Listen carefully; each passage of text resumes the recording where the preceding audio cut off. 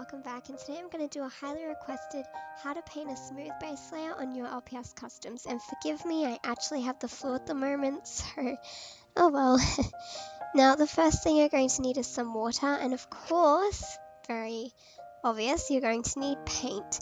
Now I use a brand called Chromacryl. It's an acrylic paint and it's not a cheap paint, but I don't recommend paints that are cheap because they're often bad quality, thick consistencies, and from personal experience they dry sticky, and if you want a smooth base layer, they are not preferable options. So I suggest that you maybe, if you're looking to spend your money, get a good paint. So always give your paint a good shake before you begin, and you're ready. So what I'm going to show is my brushes. So this one is the one I use the most for base layers. It's larger, and because I can do larger strokes, I find that it leaves less paint streaks, which is what you ultimately want. But for crevices, like such as the Cocker Spaniel's ears, I use a brush like this because I find it's easier to force the paint into the areas neatly.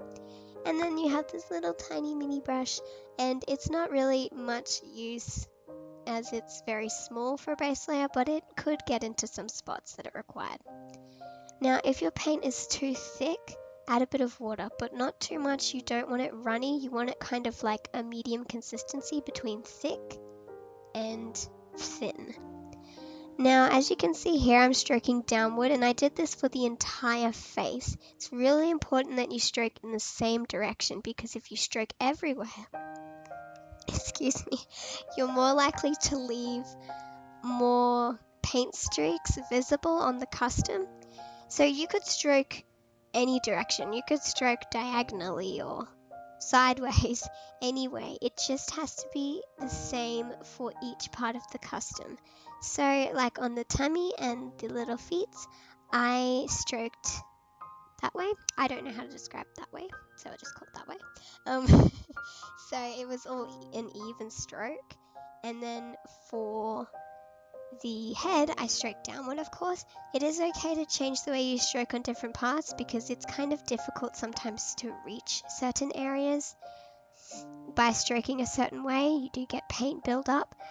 So now I'm using my kind of medium small brush, I'll call it that because it's kind of in the middle, and I'm going through the crevices on the ears of the Cocker Spaniel, and I used this custom as an example for this video because the ears can be a bit challenging to get all between the little cracks and crevices, especially on the body. It like pains me.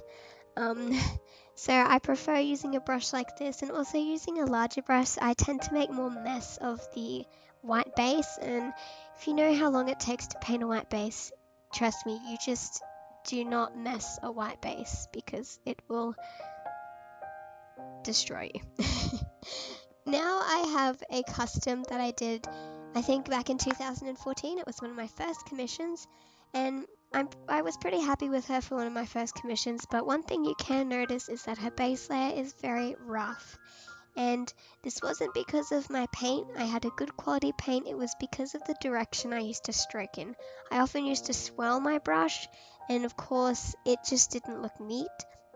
And I also didn't have very many tools back then, so I'd have to take that into account. But ultimately I did not use the brush the way I should have. And I mean, everybody usually has trouble with this, so if you do, I suggest it's just something to work on. And if you look here, you can see that you can still have some paint streaks. If you can get a completely smooth base layer, you are amazing. But as for me, I can't get an exactly completely smooth base layer. So it's pretty much as smooth as I can get it. And I find that I've used this tip pretty much since I started getting good at customs, and it really helps me to get a nice base layer. So I hope that you enjoyed this video, and I hope it was helpful. Please leave me a comment down below, and you can tell me what you would like next.